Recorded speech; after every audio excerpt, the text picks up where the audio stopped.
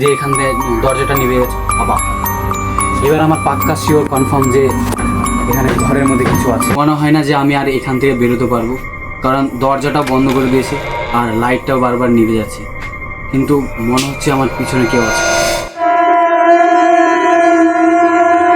Guys, আমার রুমে আলাদাই একটা আওয়াজ হচ্ছে সন্ধ্যা থেকে। তো এখন আমি রেডি হচ্ছিলাম, প্রায় অলমোস্ট আমি রেডি হয়ে গেছি। জাস্ট জামাটা পরলেই এরা আমার ফুল কমপ্লিট আমার রেডি। তো আজকে আমি যাচ্ছিলাম একটা বিয়ে বাড়ির জন্য। তো এখন আমি রেডি হয়ে গেছি। তো যাওয়ার মুহূর্তেই আমি সেই আওয়াজগুলো শুনতে পেলাম যে আলাদা একটা আওয়াজ হচ্ছে আমার রুমে। তো চলো, রেডি হয়ে গেছি, এখন যাওয়া যায়। দেখতে পাচ্ছ যে ঝাপটাও কে লাগিয়ে দিয়েছে, আমার মনে হয় এটা ওয়াইনদিতার কাজ হয়েছে। যে আমি এখানে রেডি হয়ে যাচ্ছিলাম, ওকে নিয়ে যাচ্ছি না, সেই কারণে হয়তো ও ঝাপটা লাগিয়ে দিয়েছে। আমি জানি ওয়াইনদিতা তুই আছিস।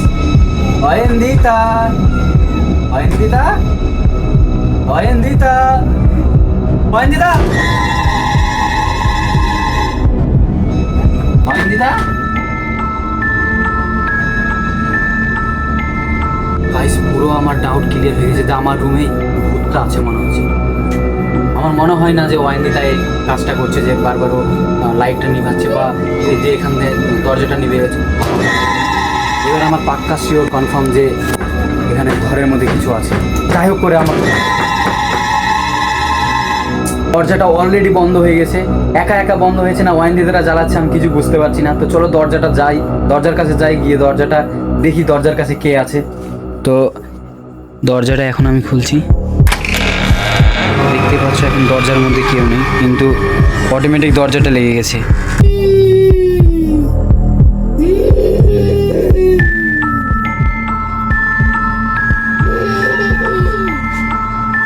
তো এখন আমি এটাকে খুলছি, খুলে তোমাদেরকে দেখাচ্ছি যে এর ভিতরে কে আছে, কেউ আছে নাকি।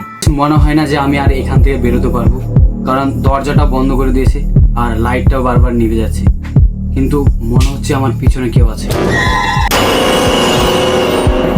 কেউ নেই তো?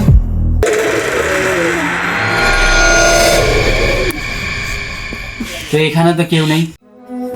তো গাইস, এখন আমি আছি ঘরের বাইরে, কিন্তু আমি এটা যা দেখছি চোখের সামনে আমার খুব খুব খুব ভয় লাগছে। কারণ তোমাদেরকে দেখাচ্ছি, দেখো আমার ওই যে ঘরের কোণাতে কে একজন মনে হচ্ছে বসে আছে, সাদা কাপড় মাথায় দিয়ে, সাদা কাপড় পরে কেউ একজন বসে আছে মনে হচ্ছে। তো তোমরা দেখো, এটা দেখে তোমরাও কিন্তু ভয় পেয়ে যাবে। দেখতেই পাচ্ছ ওই সাদা কাপড় পরে মনে হচ্ছে কে বসে আছে।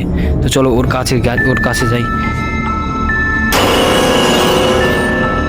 আরে এখানে তো কেউ নেই, এদিন তো দুটো বালিশ শুধু। ফালতু ফালতু আমি ভয় পেলাম এখানে।